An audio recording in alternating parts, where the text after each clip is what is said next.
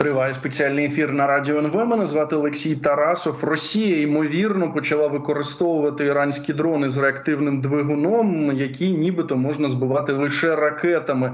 Повідомлення про те, що один з таких дронів був збитий вже на території України, було від українського військового, його звати Сергій Флеш. Він є експертом зі зв'язку, буквально вчора був в нашому ефірі у мого колеги Василя Пихньо.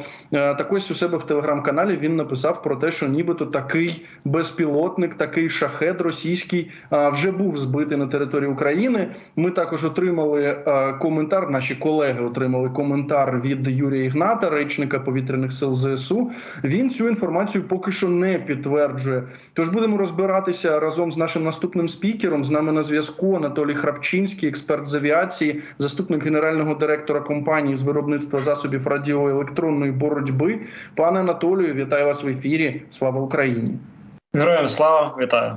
Ну, дійсно, пам'ятаємо, що Іран сам по собі, так, пам'ятаємо, звідки ці шахеди взялися, що Іран представив новий безпілотник шахед з реактивним двигуном буквально у вересні 2023 року, і вже в грудні представники російської окупаційної армії заявляли своїм пропагандистам, що дуже скоро Росія почне використовувати такий дрон із реактивною тягою. З тієї інформації, яку ви бачите, так, в публічному просторі, які висновки ви робите? Чи дійсно можна стверджувати, що вже російські окупанти використовують саме шахеди з реактивними двигунами? Ну, якщо казати безпосередньо про використання росіянами, наприклад, тих же самих шахедів з реактивними двигунами, то історію про те, що Росії начебто передали з БПЛА з реактивним двигуном шахед 191 чи то 170, я не пам'ятаю, є у них така з американського повністю скопійований. Було ще на початку цього року. Власне, мені, як, наприклад, людині, яка трохи розуміється в осінті, наприклад, фотографії обломків цього шахеду здались доволі цікавими. Чому? Тому що насправді чому треба вирізати позаду фон і чому не прикласти, наприклад, якісь більш ознаки того підтвердження, що може якусь частину навігаційну. Безпосередньо акцент уваги робиться лише на цей двигун турбореактивний і на якийсь блок керування. Тому насправді я не бачу, якщо казати взагалі про використання реактивних шахедів, то з урахуванням того, що Україна за цей час побудувала ешелоновану систему протиповітряної оборони, в якої імплементована система радіоелектронної боротьби, то насправді це буде такою, не одразу ж буде там купа проблем. Чому? Тому що насправді ми чуємо постійно від повітряних сил. Там повітряні сили навчились збивати кінжал. Ми навчились там використовувати ще протидію. Тобто це іде війна, і ми розуміємо, що противник робить усі можливі варіанти для того, щоб застосувати якусь зброю, яка би більш суттєво вплинула на його можливості на полі бою. Але ж знов-таки, казати про використання цього шахеда, я впевнений, що Україна зможе протиставити реальне рішення, і вже є рішення щодо цього. По-друге, якщо казати безпосередньо про цю модель, то насправді тут треба розуміти, що він не буде виконувати ті функції, які виконували шахеди з нереактивною тягою, класичні. За рахунок реактивної тяги зменшується можливість навантаження корисне щодо вибухової частини. І так само ми ж чули про те, що начебто в Ірані казали, що ці шахеди можуть наводитися на радіолокаційні станції, мають якісь там певні ще функції. Але насправді жодного підтвердження або жодного якогось фактору, щоб порівняти з чимось, наразі немає. І лише фотографії, які ходять з незрозуміло нещодавно створеного телеграм-каналу, наразі, до речі, він створений, той телеграм-канал, перший, який опублікував цю інформацію, він створений був у вересні цього року. І якщо продивитися, як виходить, які новини виходять на цьому телеграм-каналі, то в мене є певні теж питання до цього телеграм-каналу. І знов-таки він анонімний. І знов-таки, якщо би, наприклад, навіть якщо повітряні сили не підтверджують, тому що зрозуміло, що мобільні групи можуть знаходитися в непідпорядкуванні повітряних сил. Є інші роди військ, в яких знаходяться ці групи. І тобто, в принципі, держава могла б отримати ці залишки для того, щоб передати певним структурам, які би дослідили його. Тому в мене питання, чому ця інформація з'явилася саме в такому вигляді? Ну тут питання, слухайте, якщо говорити про нашого ворога, який може поширювати таку інформацію, то тут звичайно, що мета буде в тому, щоб там, я не знаю, деморалізовувати, залякувати і так далі. Дивіться, от ви потерпаєте від цих шахедів, а це справді так. І ми пам'ятаємо, що вони дуже небагато коштують. Тобто, порівняно з ракетами, які Росія випускає по Україні, ці шахеди це взагалі копійки, щось там. Так інформація була від 20 до 50 тисяч доларів. Це коштує.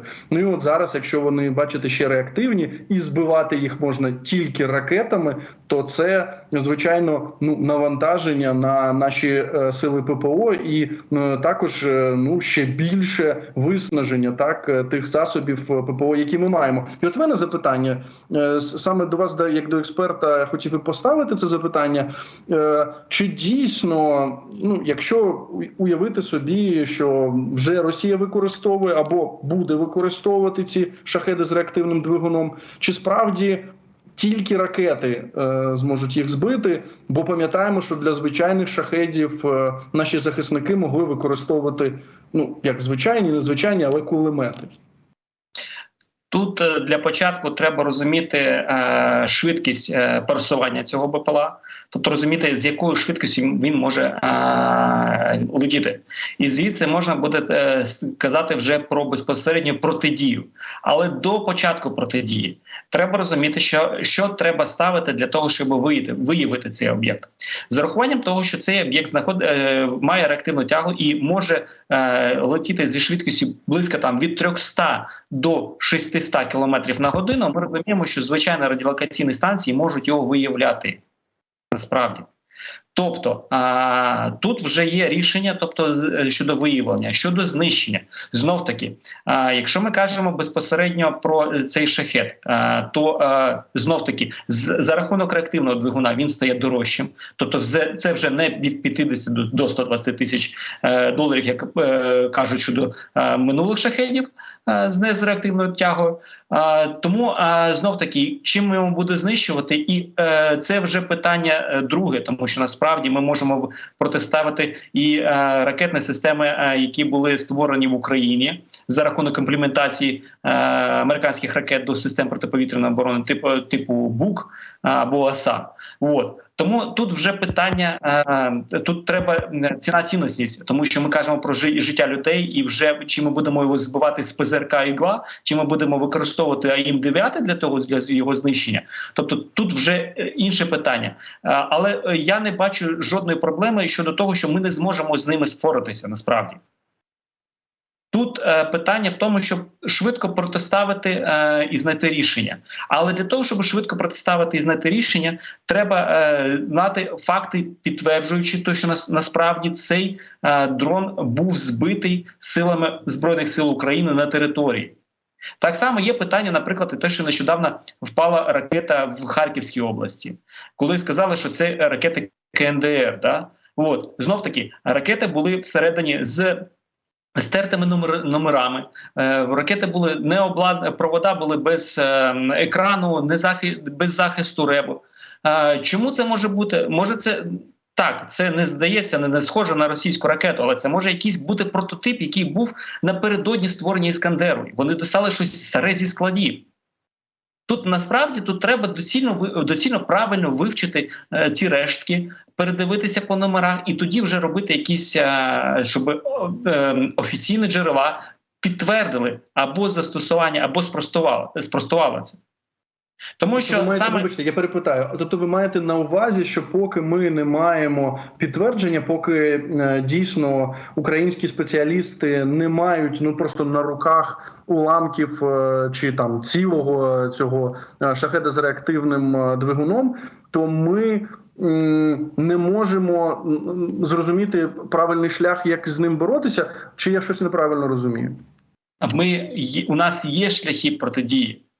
Просто питання в тому, що навіть якщо військові, чому, наприклад, військові, які знищили, вони його не предоставили офіційно не предоставили його. Вони ж військові. Тому я ж кажу, у мене є сумніви, глибокі сумніви щодо безпосередньо правдивості цієї інформації. Насправді. Це дуже виглядає як інформаційна якась боротьба з боку росіян, тому що ми розуміємо, що у них є певні труднощі. От. І тоді це протиставити. А щодо рішень протидії, вони є. І Україна може спокійно це імплементувати і вирішити ці питання. Окей, а от слухайте, знаєте, що я згадав? Я згадав 2022 рік. Зараз от прям точну дату не назву, але пам'ятаю, як самі росіяни казали, що ми проти них використовуємо реактивні дрони «Стриж». Пам'ятаєте, оці Ту-141? Це були такі перші дуже гучні атаки Збройних сил України чи якихось невідомих нам людей, так як там армія Люксембурга по російських аеродромах. Пам'ятаємо, що це був великий резонанс, про це дуже багато говорили і з боку нашого ворога, і, звичайно, тут в Україні. То а чи можемо ми, можливо, на цих стрижах зрозуміти, що нас може чекати, якщо дійсно в нашому просторі з'явиться отакий шахед з реактивним двигуном?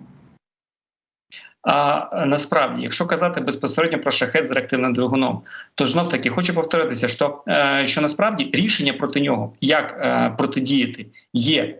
Питання скажімо так, в покращенні можливостей. Тобто саме навичках збивати, або це буде мобільна група, або це буде стаціонарні якісь системи, або пересувні системи. Тому насправді, з огляду на ті характеристики, які доступні, то він не являє особою такою великою проблемою, тому що навіть той реактивний двигун, він світиться, і завдяки його тепловіддачі ми можемо наводитись на нього там ракетами. Просто мобільні групи будуть отримувати додатково до стрілецької зброї, те, що у них є, ще будуть отримувати якісь ПЗРК і будуть їх використовувати. Ну от, знаєте, якщо вас послухати, то дійсно, як це, хороший настрій з'являється, тому що, по-перше, так, меншу кількість вибухівки вони можуть нести, плюс наводитися ракетами можна на них саме через тепловіддачу, вас зараз цитую. А от якщо подивитися, в принципі, на те, що ми дізналися про ці шахеди, ну, з часів, коли вперше Росія їх використала, знову ж я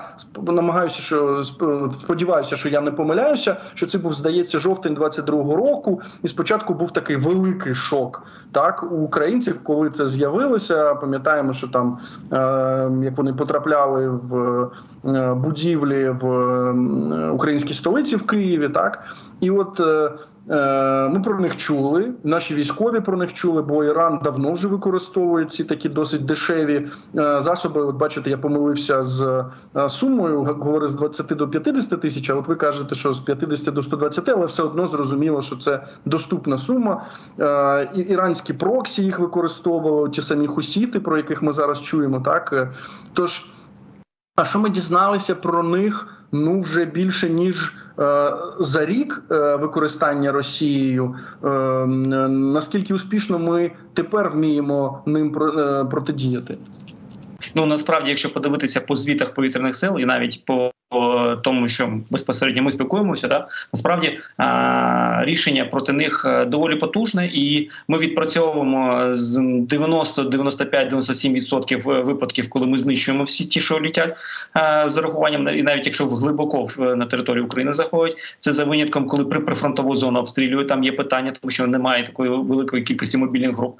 От. І тому насправді тут казати, що ми навіть бачимо за час використання цих шахедів, ми бачили певні зміни деякі. Тому, наприклад, зміна антени на російську систему, забувся, пробачте, комета. Комета, да? Тобто вони поміняли комету.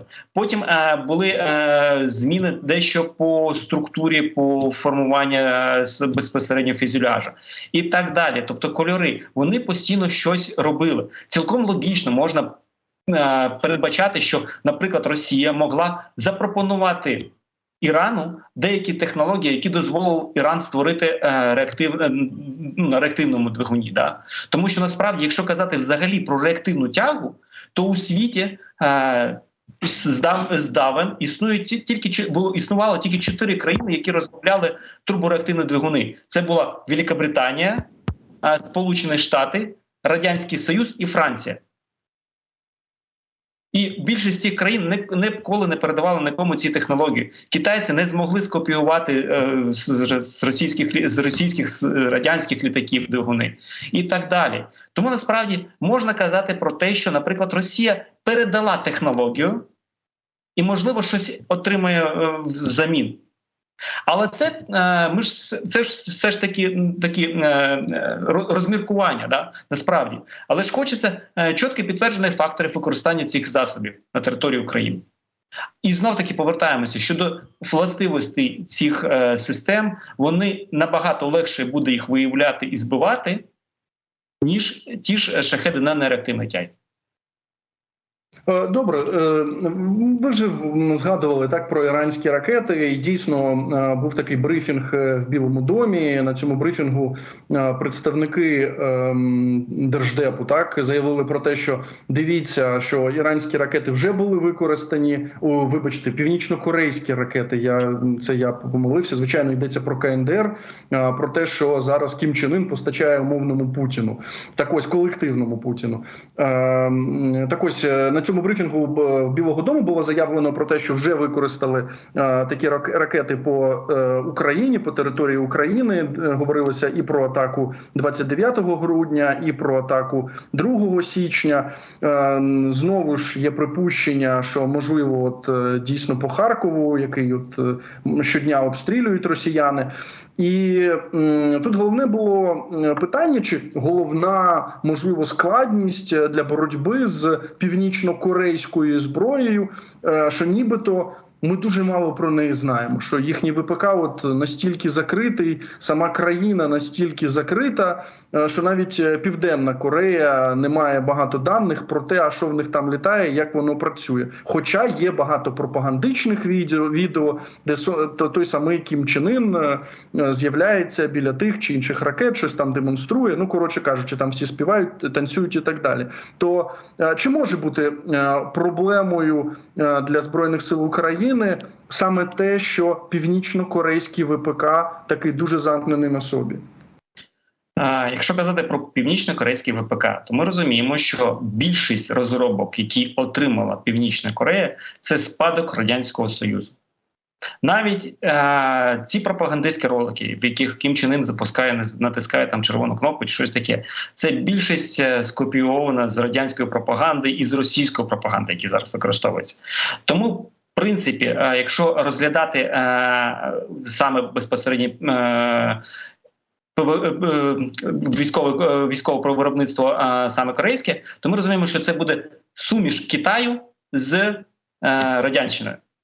Насправді і Китай теж багато чого отримав свого часу від Радянського Союзу, але не зміг це, дещо скопіював, дещо Радянський Союз не передав. І більшість цих країн, що Іран, що Корея, вони всі розраховують на отримання певних технологій щодо ядерної зброї. Ми це розуміємо.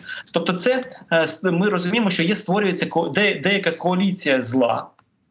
І тут вже треба насправді підключатися дипломатичному корпусу і вирішувати це питання. Не дарма ж Сполучені Штати кажуть, що Північна Корея може щось поставляти, Іран щось може поставляти. Да? Тобто Сполучені Штати передбачають можливість більших проблем і тому пояснюють, що треба там, наприклад, той ж самій Європі більш включатися, тому ж самому Німеччині передавати вже Тауруси або ще щось. Тобто ще повинні рішати якісь проблеми. І тут ще є інформаційна війна, якою складовою є саме сповіщення оцих проблем. Добре, слухайте, ви знаєте, ми говорили буквально буквально вчора в нашому ефірі говорили з ізраїльським військовим експертом Давидом Шарпом. Він казав: дивіться, ну так, з одного боку вони всі такі закриті, Північна Корея, так, мало нібито знаємо, з іншого боку ні. Все-таки можна проаналізувати, в тому числі Іран. От ми розуміємо, яку загрозу Іран складає для Ізраїля, і звичайно, що вони дуже-дуже пильно слідкують, що в них там відбувається. От, наприклад, почули інформацію про те, що, наприклад, Північну Корею можна назвати батьками іранської ракетної програми. Що от саме Північна Корея надавала технології Ірану, ну і далі вже Іран, можливо, навіть і перегнав свого батька в цьому. То як ви гадаєте, от говорячи про дипломатію, а чи це працює? Ну от Північна Корея – країна під санкціями, Іран – країна під санкціями. І зараз ми говоримо про те, що саме зброя з цих країн може посилювати російську окупаційну армію і загрожувати Україні. Ну, тут, мабуть, треба вже включати. Ми ж розуміємо, що ми протиставимо демократичне рішення проти терористів. І є дуже цікава фраза, що з терористами не домовляються. Да? І тут треба просто, щоб у загальному суспільстві, саме у наших європейських партнерів, стало зрозуміло, що Росія – це терорист, яка опікується такими ж маленькими терористичними організаціями, як то іранська влада чи влада Кореї. І тут вже питання безпосередньо треба діяти, можливо, не зовсім демократичними шляхами. Можливо, нашим спецслужбам треба відпрацьовувати по тих самих же ж льотчиках, які займаються стратегічною авіацією російською. Ми ж бачили, що у нас є вже приклади, коли морського капітана знищили, який обстрілював там ракетами Україну. Да? Тобто так треба вирішувати питання, мабуть, вже із льотчиками. Тобто є певні кроки, наприклад, так само, як і незрозуміло, які БПЛА летять там на Білгородську Народну Республіку. Да? Тобто тут все ж таки є важелі впливу безпосередньо через суспільство, яке там знаходиться. Хоч вони і раби, але з них можна налякати, тому що їх лякає влада, тому треба їх налякати сильніше. І у нас є такі можливості, у нас є можливості для це робити. І тут же треба включати, окрім дипломатії, ще треба включатися нам безпосередньо нашу спецслужбу. Так, ну якщо говорити про Ізраїль, ми пам'ятаємо, що вони зовсім не церемоняться з своїми ворогами. Так, знову ж історія про Північну Корею, яка в якийсь момент надала Ірану все для того, щоб вони створили ядерний реактор. Звичайно, що цього ядерного реактору дуже швидко не стало вже на території Ірану, тому що Ізраїль про це подбав. Ну і от, якщо вже ви сказали так про ті удари, які мають допомагати Україні, удари по території Росії, то от з'явилася новина, що є точковий приліт в російському місті Орел. Приліт по нафтобазі, сталося це за допомогою ударного БПЛА. Пане Анатолію, я вам дуже дякую за вашу аналітику. Анатолій Храпчинський, експерт з авіації, заступник генерального директора компанії з виробництва засобів радіоелектронної боротьби, був з нами на зв'язку.